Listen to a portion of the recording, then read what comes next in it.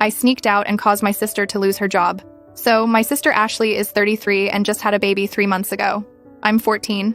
School let out for summer, and I was so ready to just chill and hang out with my friends. But nope.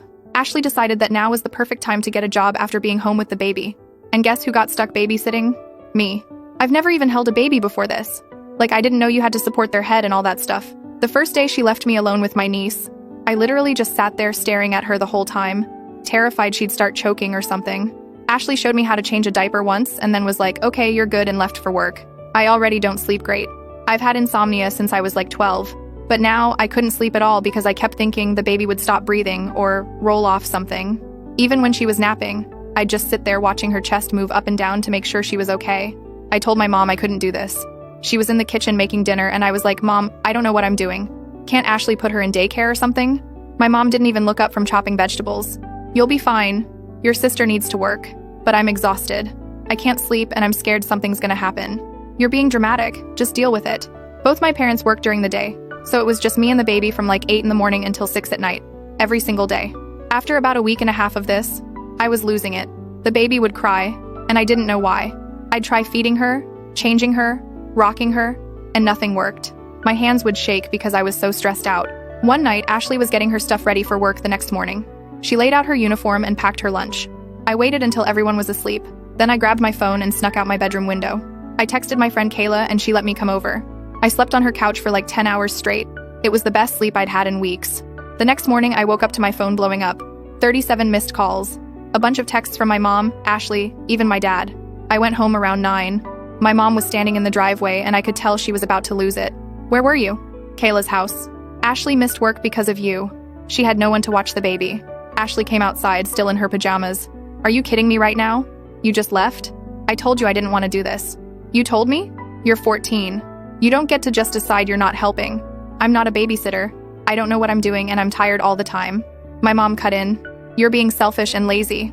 Your sister is trying to provide for her daughter, then put her in daycare. I didn't have this baby. Ashley's face went red. Get inside. Now. I went to my room and stayed there most of the day. I could hear Ashley on the phone with her boss, then later with my mom. They were arguing about something, but I couldn't hear what. That night at dinner, Ashley sat down and said she quit her job. My stomach dropped. What? My dad said. I called them this afternoon. Told them I couldn't come back. My mom's voice came out cold. This is what you wanted, right? I didn't answer. Ashley pulled out her phone. My boss sent this before I quit. She turned the screen toward me. It was a text thread.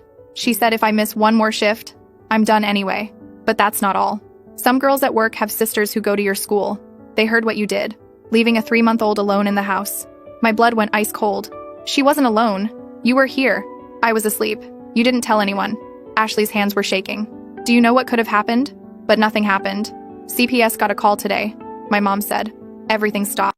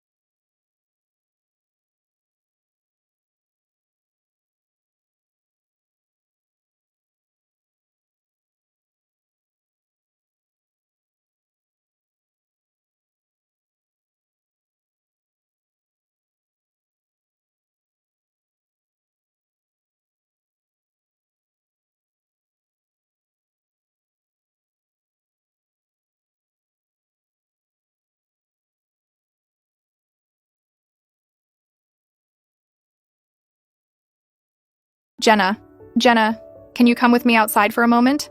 My legs felt like rubber when I stood up. My mom started to say something, but Karen held up a hand. I need to speak with her alone. We went out to the front porch. Karen sat on the steps and I sat next to her, keeping space between us. Jenna, I want you to know you're not in trouble. I'm here to make sure everyone in this house is safe. That includes you. Do you understand? I nodded. Tell me what happened. In your own words. So I did.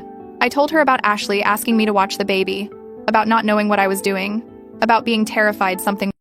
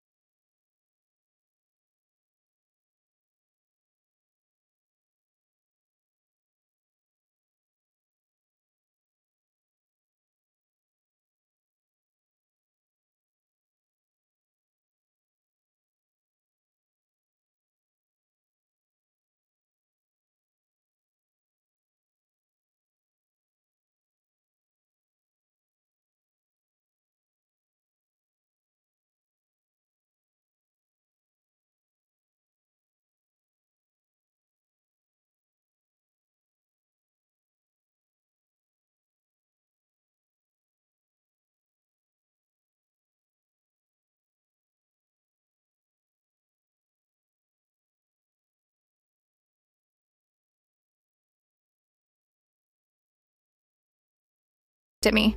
Go to bed. I went to my room, but I didn't sleep. I kept replaying everything in my head, trying to figure out where it all went wrong.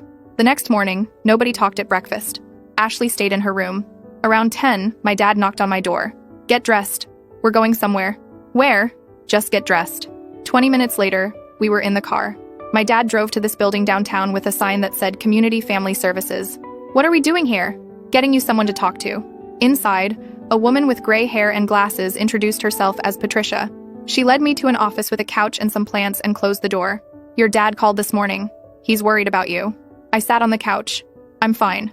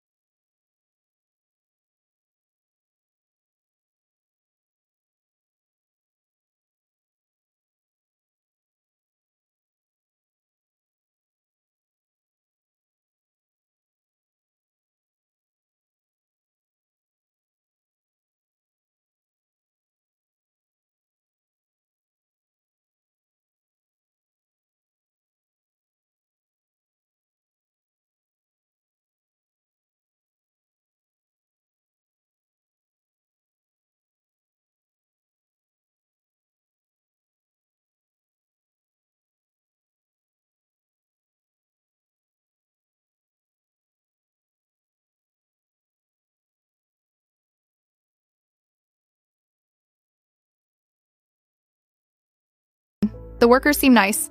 They have cameras I can check from my phone. That's good, my dad said. I called my old job. My boss said the position's filled, but she'd keep me in mind if something opens up.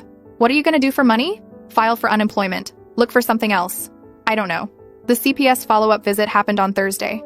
Karen came back, asked to see the daycare enrollment papers, talked to Ashley alone for a while, then talked to me again. How are you feeling, Jenna? Better, I guess. Are you still watching the baby? No. Good. She made a note. Your dad told me you're seeing a counselor. Yeah, Patricia. That's really positive. Keep going to those sessions, okay? After Karen left, she told my parents the case would stay open for 90 days, but as long as things stayed stable, it would close without any further action. Ashley cried with relief. Things weren't perfect after that, but they were better. Ashley started working part-time at a grocery store while the baby was in daycare. It didn't pay as much as the old job, but the hours were flexible. My sessions with Patricia helped. She taught me how to set boundaries and how to say no without feeling guilty. She also helped me understand that my family's problems weren't mine to fix. Ashley and I didn't talk much for a few weeks. When we finally did, it was awkward. Thanks for not lying to CPS, she said one night. We were both in the kitchen getting snacks. I didn't want to lie. I know. I'm not mad about that. She opened the fridge. I'm mad at myself for putting you in that position. Mom and Dad put me there too. Yeah, they did. We stood there for a minute not saying anything. The baby's doing good at daycare, Ashley said. She likes the other babies. That's good. You can come see her sometime, if you want, just to hang out, not to babysit. Maybe. It took me a few more weeks before I did go see the baby. She'd gotten bigger, was starting to smile at people. Ashley showed me how to hold her properly, supporting her head and neck. See? Not so scary. Still kinda scary. Ashley laughed. Yeah, it is. School started back up in August. I was nervous everyone would know what happened, but nobody said anything. Either they didn't know or didn't care. Kayla asked me about it once during lunch. Is your sister okay after that whole thing? Yeah, it's fine now. Good, that was so messed up what they were making you do. Yeah, we didn't talk about it again. The CPS case closed in October like Karen said it would. Ashley had been keeping up with daycare, working steady hours, and the baby was hitting all her milestones. My mom got a call from Karen, telling her everything looked good and the case was officially closed. We did it, my mom said at dinner that night. We got through it. Ashley nodded but didn't say anything. I just ate my food. A few weeks later, Ashley came to my room. Hey, can we talk? I guess. She sat on the edge of my bed. I need to tell you something. My stomach dropped. What? I'm moving out. In a few months. I saved enough for a deposit and first month's rent on a small apartment. Oh, I think it'll be better. For everyone. The baby and I need our own space. Does Mom know? Not yet. I wanted to tell you first. She picked at my blanket. Because I wanted to say I'm sorry. Really sorry. For everything. I put too much on you, and it wasn't fair. I was stressed and overwhelmed, and I made bad choices. It's fine. It's not fine, but I'm glad you're okay. After she left, I lay in bed thinking about everything that happened. How scared I'd been. How angry my family was. How close everything came to falling apart. Patricia told me that sometimes things have to break before they can be fixed properly. I didn't really get what she meant at the time, but I think I do now. Ashley moved out in January, right after New Year's. Her apartment was small but clean, and she seemed happy to have her own space. She still came over for dinners on Sundays. Things with my parents got better too. They started asking me about school instead of just assuming I was fine. My dad took me to get my learner's permit when I turned 15. My mom started knocking before coming into my room. Small things, but they mattered. I still see Patricia every Tuesday. We don't talk about Ashley and the baby as much anymore. Now we talk about regular teenager stuff, like stress about grades and friend drama and what I want to do after high school. Sometimes I think about that night when CPS showed up, how terrified I was that I'd ruined everything. But I didn't ruin anything. I just told the truth about a situation that was already broken. And sometimes that's what it takes to fix things. Breaking them open so everyone can see what's really wrong. I'm 15 now. Ashley's baby just turned 1. We all went to her birthday party at Ashley's apartment. There was cake and balloons, and the baby smashed her face into a cupcake and everyone laughed. Ashley looked at me across the table and mouthed, "Thank you." I didn't know what she was thanking me for, exactly. For telling the truth? For watching the baby when she needed me to, even though I wasn't ready? For not hating her after everything? Maybe all of it. I just smiled back. Because sometimes that's enough. Update 1. So, it's been almost 6 months since my last update, and I wish I could say everything stayed smooth, but that would be a lie. Ashley's apartment situation lasted about 4 months before things started going sideways. She'd been doing okay with the part-time grocery store job, but then they cut her hours in March. Something about overstaffing. She went from 25 hours a week to maybe 15. The math didn't work anymore. Even with the assistance program covering most of daycare, she was coming up short every month. I didn't know how bad it was until my mom told me Ashley had been borrowing money to cover rent. How much? My dad asked when Mom brought it up at dinner. He was cutting his chicken but stopped mid-slice, the knife hovering over his plate. She's behind 2 months. My dad put his fork down. 2 months? Why didn't she say something sooner? Pride, probably. Or she thought she'd figure it out. My mom pushed peas around on her plate, not looking at either of us. I kept eating, but I was listening to every word. My throat felt tight and the food wasn't going down right. She can't keep the apartment if she can't pay rent, my dad said. He rubbed his temples like he was getting a headache. The landlord's probably going to evict her. I know that, which is why I told her she could move back here. Temporarily. My stomach flipped. I looked up at my mom, my fork frozen halfway to my mouth. What? Just until she gets back on her feet. A few months, maybe. Mom's voice was careful, like she was trying to sound casual but wasn't pulling it off. She has the baby now. Where are they supposed to sleep? Her old room. We'll move the crib back in. I set my fork down. The sound it made against the plate was louder than I meant it to be. For how long? I just said. A few months. That's what you said last time, and she was here for like a year. My dad held up a hand. Jenna, we're not trying to make your life harder, but Ashley needs help right now. She always needs help. The words came out sharper than I meant them to. When does it stop? When does it stop? That's not fair, my mom said. Neither is having her move back in every time something goes wrong. My dad's face got stern. She's your sister. She's family. We don't just abandon family when things get tough. I wanted to say that I didn't abandon anyone, that I was 14 when they dumped a baby on me, but I knew it would just start a fight, so I stayed quiet. I didn't say anything else, but my chest felt tight. The house had been calmer without Ashley here. Not because I didn't like her, just because there was less stress, less tension. The air had been lighter, easier to breathe. Now everything was going to go back to how it was. That night I couldn't sleep.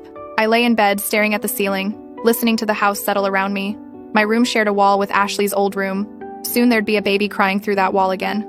Soon there'd be early mornings and late nights, and the constant hum of tension that came with Ashley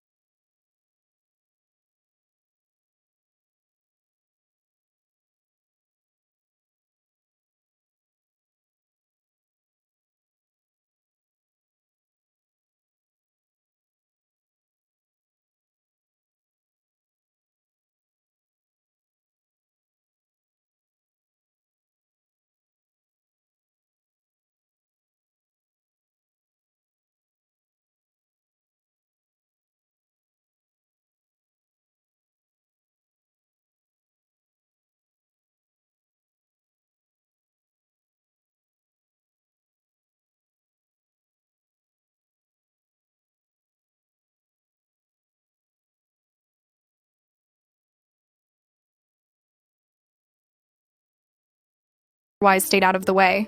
My mom was watching the baby during the day now, while Ashley looked for a better job. I made sure to be out of the house as much as possible.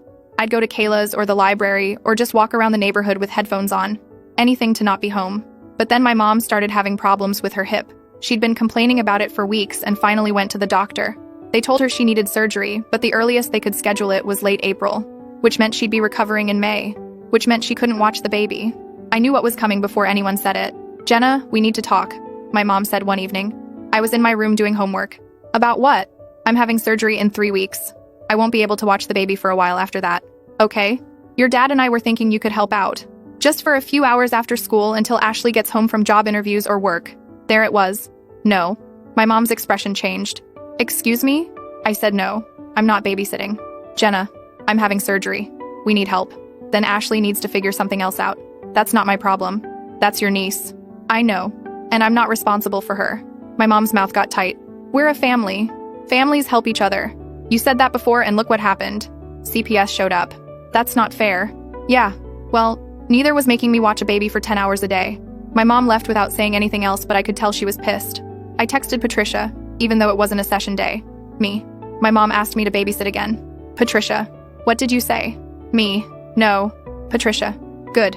How do you feel?" Me. "Scared they're gonna make me do it anyway." Patricia. "Do you want to come in for an extra session this week?" Me. "Yeah. We met on Thursday." I told her everything. "You did exactly the right thing," Patricia said. "You set a boundary. Now the hard part is maintaining it. What if they don't listen? Then you have options. You can call me. You can call your school counselor. If it gets to the point where you feel unsafe or they're forcing you to do something you've clearly refused, you can call CPS yourself. Wouldn't that just make everything worse? Maybe. But your safety and well-being matter too. Remember that." The next week was tense. My mom barely spoke to me. Ashley avoided me completely. My dad tried to play mediator, but he was stuck in the middle and didn't know what to say. Then my mom had her surgery. Everything got chaotic. She was in the hospital for 2 days, then came home but couldn't do much. She couldn't climb stairs, couldn't stand for long, couldn't lift anything. My dad took time off work to help her, but he couldn't take off forever. Ashley was frantically applying for jobs, but nobody was calling back. The grocery store offered her more hours, but only overnight shifts, which wouldn't work with the baby. One afternoon, I came home from school and Ashley was sitting at the kitchen table crying. The baby was in the high chair throwing Cheerios on the floor. "You okay?" I asked. "No." She wiped her face. "I can't find a job. Mom can't watch the baby. Daycare won't take her back because I couldn't pay last month's bill. I don't know what to do." I stood there not knowing what to say. "I'm not asking you to babysit," Ashley said. "I know you won't, but I'm drowning here and I don't have anyone else." "What about the baby's dad?" Ashley laughed, but it sounded bitter. "He signed away his rights before she was born. Didn't want anything to do with us." "What about your friends?" "Most of them stopped talking to me after I had the baby. They don't get it." The baby dropped her sippy cup and started crying. Ashley got up to get it, moving slow like she was exhausted. "There has to be something," I said. "Like what?" "I've applied to 30 jobs. Nobody wants to hire someone with no availability because of childcare issues. It's a cycle I can't get out of." I went to my room feeling guilty even though I knew I wasn't supposed to. Patricia's voice was in my head. "This isn't your responsibility. You're allowed to have boundaries." But watching Ashley fall apart was hard. That night I heard my parents arguing in their room. The walls in our house are thin, so I could hear most of it. "We can't keep supporting her forever," my dad said. "What do you want me to do, kick her out?" "I'm not saying that. I'm saying she needs a real plan."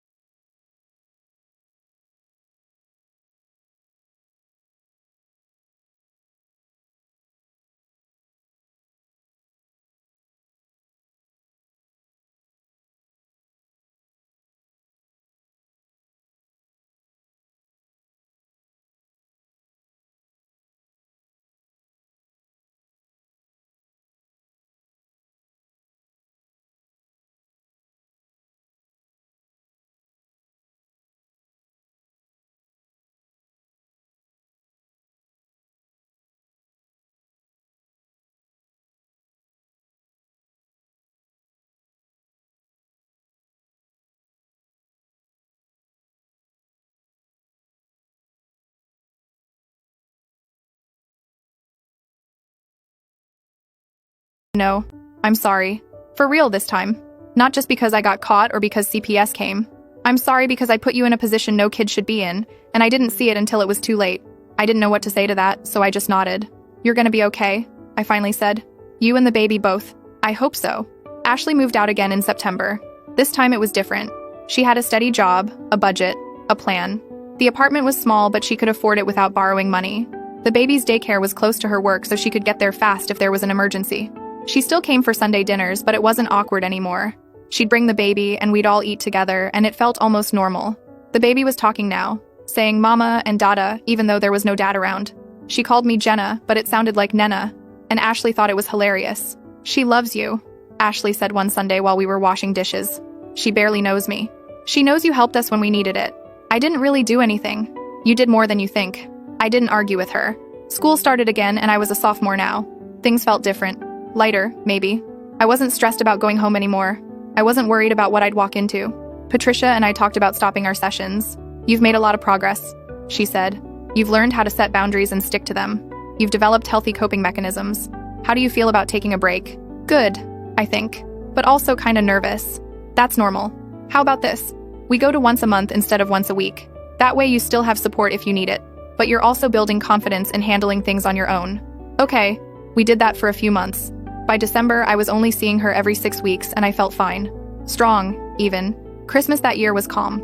Ashley brought the baby over, and we all exchanged presents. The baby got way too many toys, and everyone laughed when she was more interested in the wrapping paper than the actual gifts. My dad pulled me aside while everyone was eating dessert. I'm proud of you, Jenna. For what? For standing up for yourself. For knowing your limits. That takes guts. Especially at your age. Thanks. I'm sorry we didn't listen to you the first time. That's on me and your mom. We should have done better. It's fine. It's not fine. But I'm glad you're okay. I hugged him and it felt good. Like something had settled between us. Looking back now, the whole thing feels like a different life. Like it happened to someone else. But it did happen, and it changed things. It changed how my family talks to each other. It changed how Ashley thinks about parenting. It changed how I think about my own boundaries and what I'm willing to accept. The baby's almost 2 now. Ashley's been at her job for over a year and she's good at it. She's even thinking about going back to school to become a nurse. My mom's hip healed completely. She doesn't bring up babysitting anymore. None of them do. And me? I'm doing okay. Better than okay, actually. I'm getting good grades. I have friends. I'm learning to drive. Normal teenager stuff. Sometimes I think about that night when CPS showed up and how terrified I was. How I thought my whole family was going to fall apart and it would be my fault. But we didn't fall apart. We just had to break a little first to rebuild stronger. And maybe that's okay. Update 2. It's been over a year since my last update and I'm 16 now. Junior year. Life's been pretty normal, which is exactly what I wanted. But then something happened last month that threw everything sideways again. I was at school, last period, when the office called me down. The secretary had this weird look on her face when I walked in. Your father's here to pick you up. Why? He'll explain in the car. My dad was standing in the parking lot looking stressed. As soon as I got in the car, I knew something was wrong. What happened? He pulled out of the parking lot before answering. Your sister's in the hospital. My stomach dropped. What? Is the baby okay? The baby's fine. Ashley collapsed at work. They think it's exhaustion and malnutrition. What? She's been skipping meals to save money, working extra shifts, not sleeping. Her coworker found her passed out in the break room. We drove to the hospital in silence. My mind was racing. Ashley had seemed fine at Sunday dinner last week. Tired? Maybe. But fine. We drove to the hospital in silence. My mind was racing. Ashley had seemed fine at Sunday dinner last week. Tired. Maybe. But fine. She'd laughed at Dad's stupid joke about the turkey. She'd helped Mom with the dishes. She'd looked normal. But I guess people can hide a lot when they want to. She was in a room on the 3rd floor, hooked up to an IV. The bag hanging next to her bed was half empty, clear liquid dripping down through the tube into her arm. She looked small in the hospital bed, her skin gray and her eyes sunken. The fluorescent lights made everything worse, washing her out until she looked almost transparent. There were dark circles under her eyes so deep they looked like bruises. Her hair was pulled back in a messy ponytail and there were creases on her cheek like she'd been sleeping on a rough surface. My mom was already there, sitting in the chair next to the bed holding Ashley's hand. She was wearing the same clothes from this morning, her work blazer wrinkled. She must have come straight from the office. The baby was with my Uncle Trevor. Hey, Ashley said when she saw me. Her voice was weak, scratchy like she'd been crying or hadn't had water in a while. What happened? I'm fine. Just got a little dizzy. She tried to smile, but it didn't reach her eyes. The doctor said you're severely dehydrated and malnourished, my mom said. Her voice was tight, angry, but trying not to be. That's not fine, Ashley. Ashley closed her eyes. I've just been busy. Busy starving yourself? My dad's voice was sharp. He was standing at the foot of the bed with his arms crossed, and I could see a vein in his temple that only showed up when he was really pissed. I wasn't starving myself. I had to make choices. Between food and what? Ashley didn't answer. She turned her head toward the window. The blinds were half closed and afternoon light was coming through in stripes across the floor. My mom's face changed, going from angry to scared in about 2 seconds. Ashley, what aren't you telling us? Silence. I could hear machines beeping somewhere down the hall, a cart rolling past the door, someone's phone ringing. Ashley. My mom's voice was harder now. The daycare raised their rates.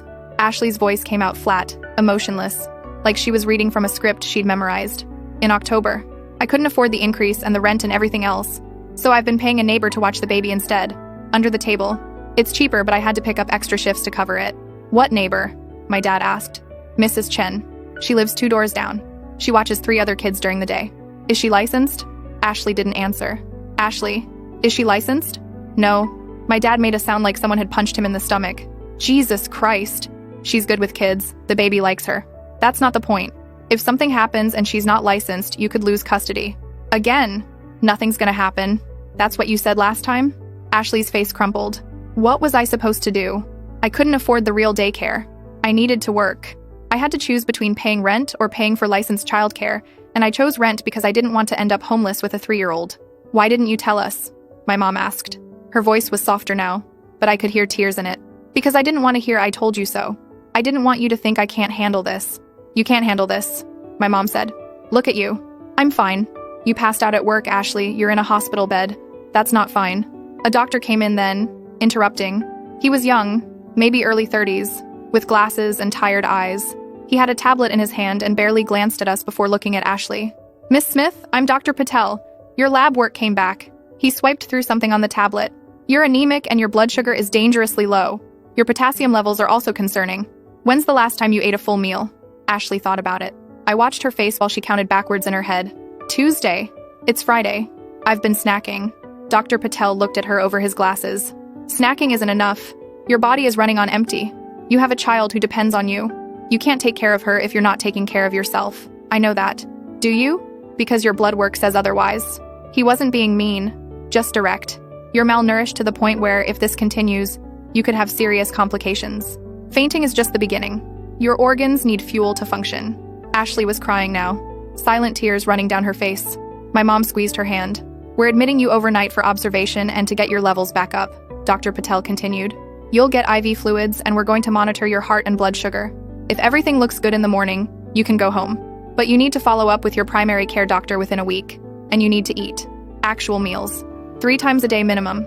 I can't afford, Ashley started. There are programs, doctor. Patel cut her off. Food banks. WIC. SNAP benefits. The social worker will talk to you before you're discharged. But you need to use them.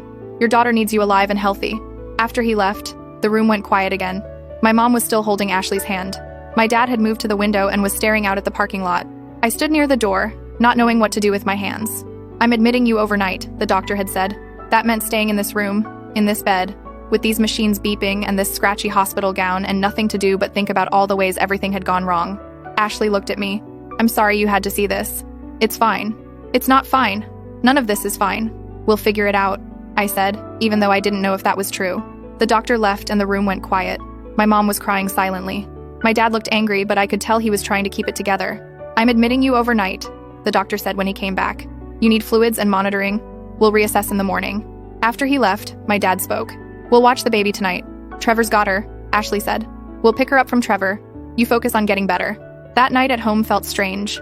The baby was in the pack and play in the living room, babbling and playing with blocks. My mom made dinner, but nobody really ate. We just pushed food around our plates. I didn't know it was this bad, my mom said. None of us did, my dad replied. I fed the baby some mashed sweet potato and applesauce. She made a mess, but she ate most of it. After dinner, my mom gave her a bath and put her to bed. We all sat in the living room, not really watching TV. What are we gonna do? I don't know. She can't keep going like this. I know. I went to bed but couldn't sleep. I kept thinking about Ashley in that hospital bed, looking so defeated, about how hard she'd been trying and how it still wasn't enough. The next morning, my dad went to pick Ashley up from the hospital. They came back around noon. Ashley looked better, less gray, but still exhausted. The baby saw her and immediately started crying and reaching for her. Ashley picked her up and just held her for a long time. We need to have a conversation, my mom said once Ashley was settled on the couch. I know. This isn't sustainable. You're working yourself into the ground and it's not safe for you or the baby. I don't have another option. Yes, you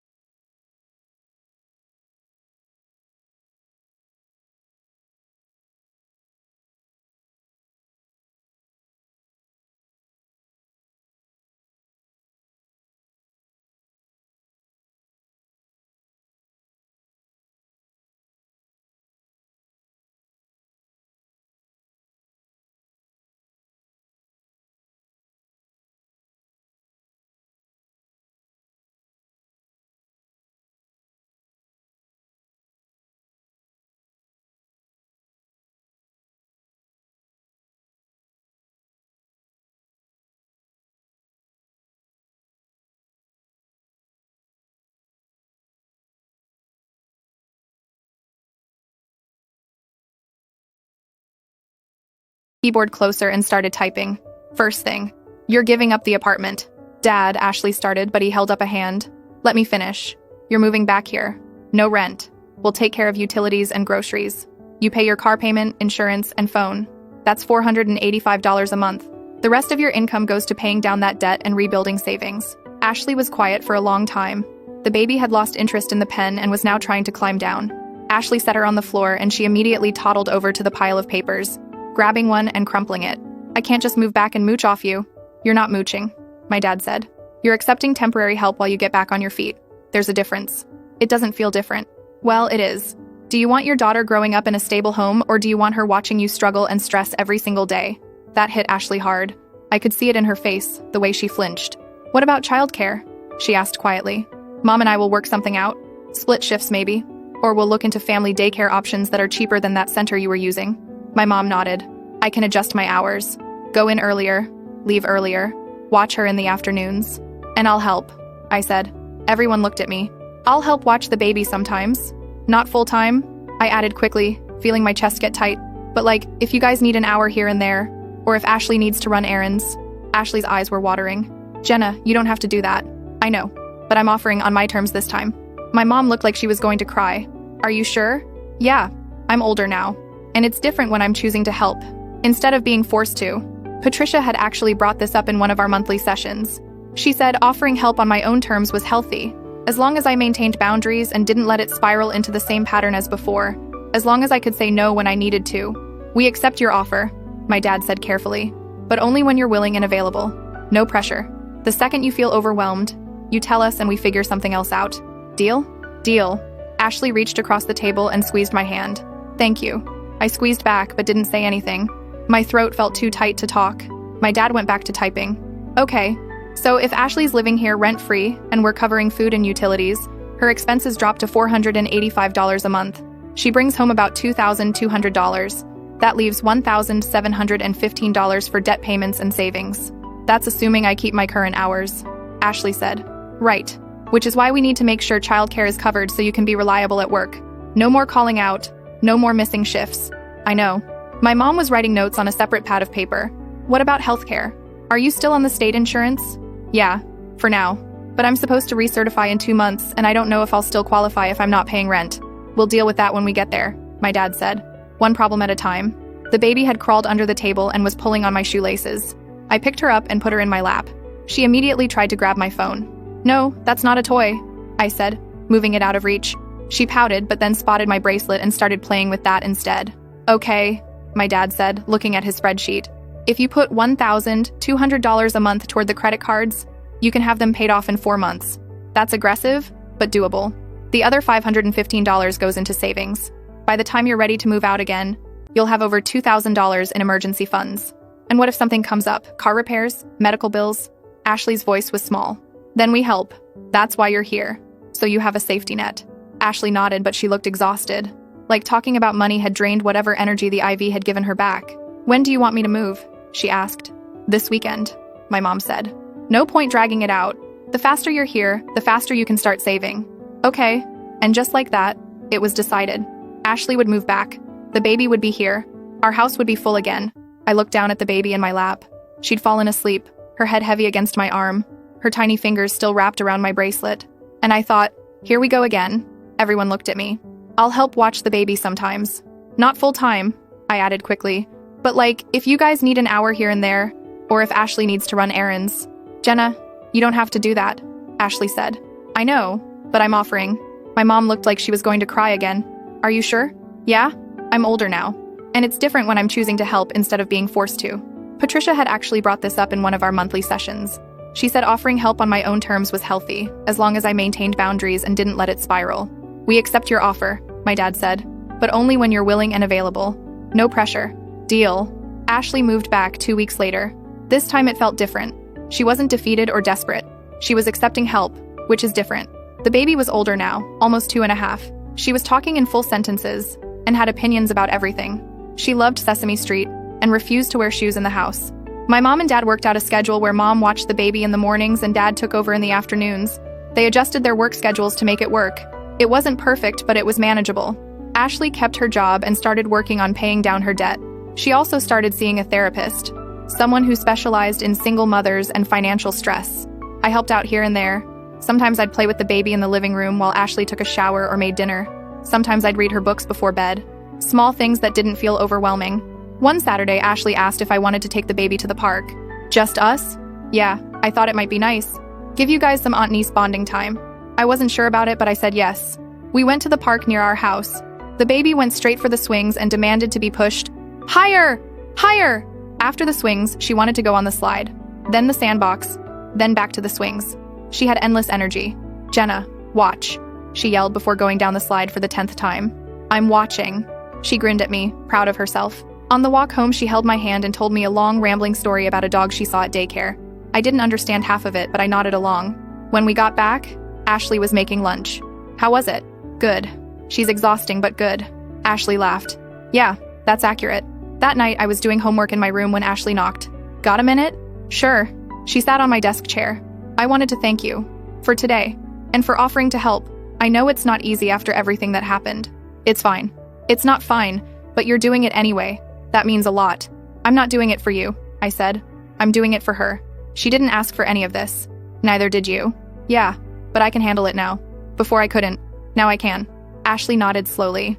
You're a lot stronger than I was at your age. You're strong too. You're just going through some stuff. Yeah, some stuff. She smiled a little. When did you get so wise? Therapy. She laughed. Fair enough. Things settled into a routine after that. Ashley kept working and paying down debt. My parents kept splitting childcare. I helped when I could, but maintained my boundaries. By Christmas, Ashley had paid off half her credit card debt. She was proud of that. Another 6 months and I'll be clear, she said at dinner. Then what? My dad asked. Then I start saving for a place again, but this time I'll have a cushion. Emergency fund. All the stuff I should have had the first time. That's a good plan. At school, things were normal. Kayla knew bits and pieces of what was going on, but I didn't talk about it much. It felt private, family business. I was doing good in my classes, thinking about colleges even though that was still a year away. I wanted to study something with psychology, maybe social work, help kids who were in situations like I was. Patricia said I'd be good at that. In February, Ashley met someone, a guy named Colin who worked in the same medical building as her. He was a physician's assistant. They went on a few dates. She brought him to Sunday dinner after they'd been seeing each other for about a month. He was nice. Quiet, but nice. He brought flowers for my mom and shook my dad's hand. The baby liked him, which was a good sign. She showed him all her toys and made him play tea party with her. After dinner, Colin and Ashley went for a walk. My mom watched them from the window. Think it's serious? I asked. Too early to tell, but he seems decent. That's good, right? We'll see. By April, Ashley finished paying off her credit cards. She had $1,000 in savings. It wasn't much, but it was a start. I think I'm ready to start looking at apartments again, she told my parents. You don't have to rush, my mom said. I'm not rushing, but I'm ready. I have a better handle on my finances now, and Colin and I are getting serious. I think I want my own space again. Okay, but if anything happens, you can always come back. I know, thank you. She found a place in May, a 2-bedroom apartment with cheaper rent than her last place. She'd learned to look for deals and negotiate. Moving day was easier this time. We all helped load her stuff into the truck. The baby kept getting underfoot, trying to help but mostly just being in the way. Once everything was moved in, we ordered pizza and sat on Ashley's floor eating out of the box because she hadn't unpacked plates yet. This is nice, Ashley said, looking around. It's pretty small, I said. Yeah, but it's ours, and I can afford it. That's what matters. Colin came over after work and helped build the baby's bed. He was good with his hands, patient. The baby sat on his shoulders while he worked, and he didn't seem to mind. I like him, I told Ashley when we were alone in the kitchen. Me too. Is it serious? Getting there. He wants to meet his family next month. That's a big step. Yeah, I'm nervous. You'll be fine. And she was. Things kept moving forward. Ashley's job gave her a raise in June. Colin's family loved the baby. My parents relaxed, knowing Ashley was stable. I finished junior year with good grades. Spent the summer working at a rec center, teaching art classes to little kids. It was fun, and the money was decent. Sometimes I'd think about where we all were 2 years ago. How close everything came to completely falling apart. How scared I was. How angry everyone was. But we made it through. Not perfectly, but we made it. The baby turned 3 in August. We had a party at Ashley's apartment with a Peppa Pig theme because that was her new obsession. She wore a pink dress and a crown and bossed everyone around. She's got personality, Colin said, laughing as she demanded he play her favorite song for the 5th time. That's one way to put it, Ashley said. I watched them together. Ashley and Colin and the baby. They looked like a family. A real one. Later, when people were leaving, Ashley pulled me aside. Thank you, she said. For what? For not giving up on me. On us. I know it wasn't easy. It's fine. No, really. I don't think I ever properly thanked you for that list you made. The resources. That changed everything. You did the hard part. I just found some phone numbers. You did more than that. You cared enough to help even when you didn't have to. I shrugged, uncomfortable with the attention. I mean it, Jenna. You're gonna do great things. Help a lot of people. Maybe. Definitely. As I drove home with my parents that night, I thought about what she said. About helping people. About doing great things. I didn't know if I'd do great things, but I knew I wanted to try. I wanted to be there for kids who felt stuck and scared and overwhelmed. Kids who were put in impossible situations and told to just deal with it. Because someone should have been there for me. Patricia was, eventually. But before that, I was alone. Nobody should have to feel that alone. Senior year started a few weeks later. I was busy with applications and essays and trying to figure out my future. It was stressful, but good stress. The kind that comes from having options and opportunities. Ashley was doing well. The baby started preschool. Colin basically lived at their apartment now, though he kept his own place officially. My parents were thinking about downsizing their house since it was just them most of the time now. My dad started looking at smaller properties closer to his work. Everything was moving forward. Changing. Growing. I saw Patricia once every 3 months now. She said I was one of her success stories. You came in as a scared 4-year-old who didn't know how to say no. Look at you now. I just grew up, I guess. It's more than that. You did the work. You learned the skills. You applied them even when it was hard. That's not just growing up. That's real change. I thought about that a lot. About change. About how nothing stays the same. Not really. How people can break and rebuild. How families can fall apart and come back together differently than before. The day I got my acceptance letter to college, I called Ashley first. I got in. That's amazing. Which school? I told her. It was a state school about 2 hours away. Good social work program. Affordable with the scholarships they offered. I'm so proud of you, she said. Thanks. Seriously. You're going to change people's lives. That's the plan. When I hung up, I sat on my bed looking at the acceptance letter. 4 years ago, I was terrified and exhausted and angry. I didn't think I'd make it through high school, let alone get into college. But here I was. Things weren't perfect. They never are. Ashley still struggled sometimes. My parents still made mistakes. I still had bad days where everything felt heavy. But we were okay. All of us. And that was enough. Update 3. I'm 18 now and about to graduate high school. This is probably my last update because after this, I'm going to college and starting my own life. But before I close this chapter, I need to tell you about what happened last month. It started with a phone call from Ashley. I was at school, AP Government, when my phone buzzed. I ignored it because phones aren't allowed during class, but it kept buzzing. Then I got called to the office. The secretary looked uncomfortable. "Your sister's trying to reach you." She said it's an emergency. I called Ashley back from the hallway. "What's wrong?" Her voice was shaking. Colin proposed. "That's great, why are you crying?" "I'm not crying. I'm just..." She stopped. "Can you come to the apartment after school? I need to talk to you." "Yeah, of course." When I got there, Ashley was sitting on her couch with the baby, who was almost 4 now and starting to look more like a kid than a toddler. Colin wasn't there. "Where's Colin?" "His place. I told him I needed time to think." "About what? I thought you guys were serious." "We are. That's the problem." She showed me the ring. It was simple. A single diamond on a silver band. Pretty.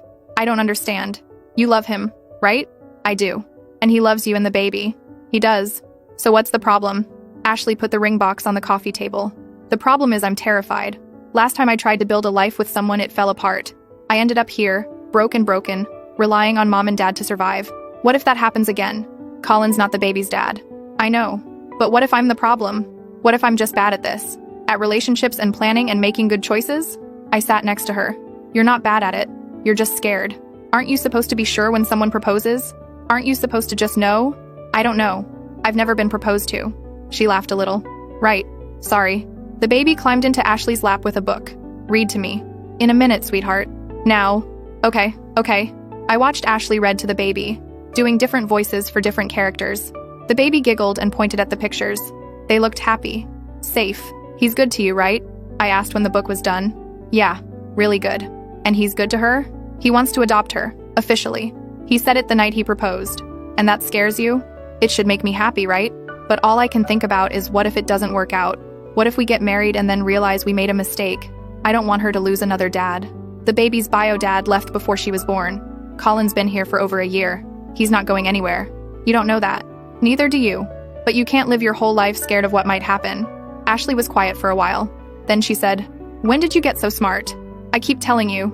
Therapy." She smiled. "I should probably get more of that, huh?" "Probably." Ashley called Colin that night and told him yes. They decided on a small wedding, just family and close friends. Nothing fancy. They'd save the money for a house instead. My parents were thrilled. My mom cried. My dad shook Colin's hand for a really long time. "You're good for them," he told Colin. "I'm gonna try to be." The wedding was in June, a week after my graduation. They got married in the backyard of Colin's parents' house. Ashley wore a simple white dress. The baby was the flower girl and took her job very seriously, throwing petals everywhere. During the vows, Colin added something that wasn't in the traditional script. He knelt down in front of the baby and promised to love her and protect her like she was his own. The baby threw her arms around his neck and everyone cried. After the ceremony, during the reception, Ashley found me standing by the dessert table. "Hey, you doing okay?" "Yeah. Why?" "You've been quiet today." I shrugged. "Just thinking." "About what?" "About how different everything is now. Like 4 years ago, you were living with mom and dad, broke and overwhelmed. I was babysitting against my will and CPS was at our house. And now you're married and happy and everything's okay. It wasn't easy getting here. I know. But we made it. We all did." The baby ran up to us, her flower crown crooked on her head. "Mommy, Uncle Colin says we can dance now." Uncle Colin. Not dad yet, but getting there. Ashley took her hand. "Okay, let's dance." I watched them walk away. Colin met them on the dance floor and picked the baby up, spinning her around. She shrieked with laughter. My mom came up next to me. "Beautiful wedding." "Yeah. You graduate in 4 days." "Yeah. You nervous?" "A little." "About college?" "About everything. Leaving home, starting over, not knowing what's coming." My mom put her arm around me. "You're going to be amazing, Jenna. You've already been through more than most adults. College is going to be easy compared to what you've handled." "I don't know about that." "I do. And I'm sorry for putting you in that position 4 years ago, for not listening when you said you couldn't do it. You were right, and we were wrong."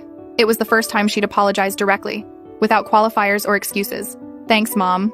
I mean it. You saved this family." Ashley might not have gotten help if you hadn't stood your ground, if you just kept babysitting and suffering in silence. I didn't save anyone. I just told the truth. Sometimes that's the same thing. Graduation was on a Wednesday. Hot and long and boring. They called 347 names before they got to mine. When I walked across the stage, my family went crazy. Ashley was cheering. Colin was whistling. The baby was yelling my name. It was embarrassing and perfect. That night we had dinner at a restaurant downtown. My parents gave me a laptop for college. Ashley and Colin gave me a gift card for textbooks. The baby gave me a drawing she made of us holding hands. "I'm gonna miss you," the baby said. "I'm only going to be 2 hours away. I'll visit. Promise?" Promise. I kept that drawing, folded it carefully, and put it in my wallet. Summer went by fast. I worked at the rec center again, saved money, got my dorm room assignment.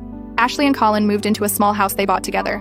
3 bedrooms, one for them, one for the baby, one for a future kid if they decided to have one. "You'll have your own room when you visit," Ashley told me when she gave me the tour. "You don't have to do that." "I want to. Your family." The day I left for college, everyone came to see me off. My parents helped me pack the car. Ashley brought snacks for the drive. The baby cried and said she didn't want me to go. "I'll be back for Thanksgiving," I told her. "That's so long. It'll go fast." She hugged me tight. "I love you, Jenna." "I love you too." Colin shook my hand. "Take care of yourself up there." "I will."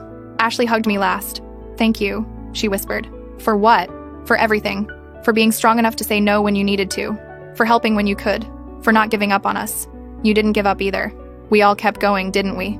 "Yeah, we did." The drive to college was quiet. I listened to music and thought about everything that happened.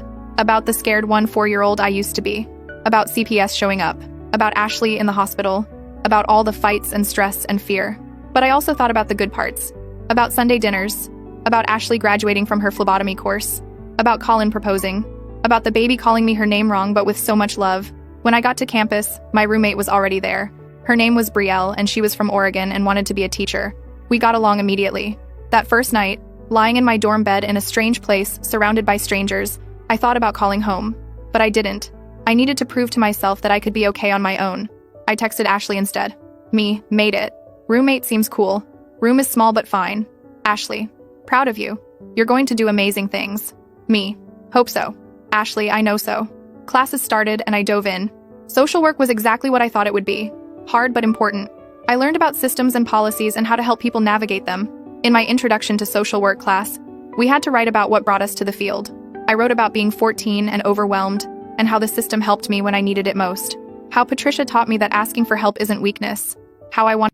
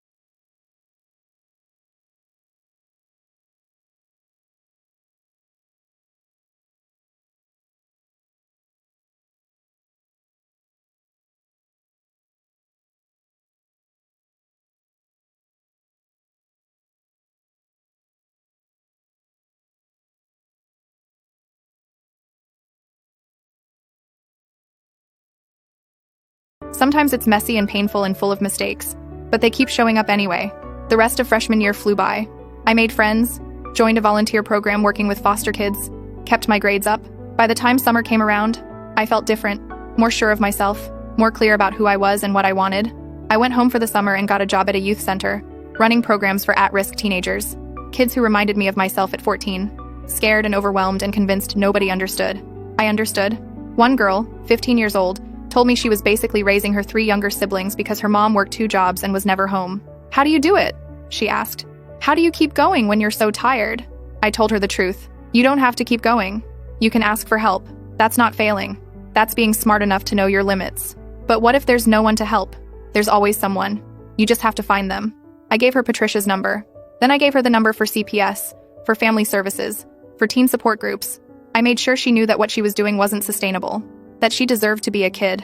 A few weeks later, she came back and told me her mom had applied for assistance and her siblings were in an after-school program now, that she actually had time to do homework and see her friends. "Thank you," she said. "You did it. I just pointed you in the right direction. Still, thank you." That's when I knew for sure that this was what I was supposed to do. Help kids who were stuck. Give them options. Show them they weren't alone. Ashley noticed the change in me. "You seem happy." "I am." "Good. You deserve to be." The baby was starting pre-K in the fall. She was reading simple books now and writing her name. Colin had officially adopted her. Her last name was his now. Sometimes she called him Dad.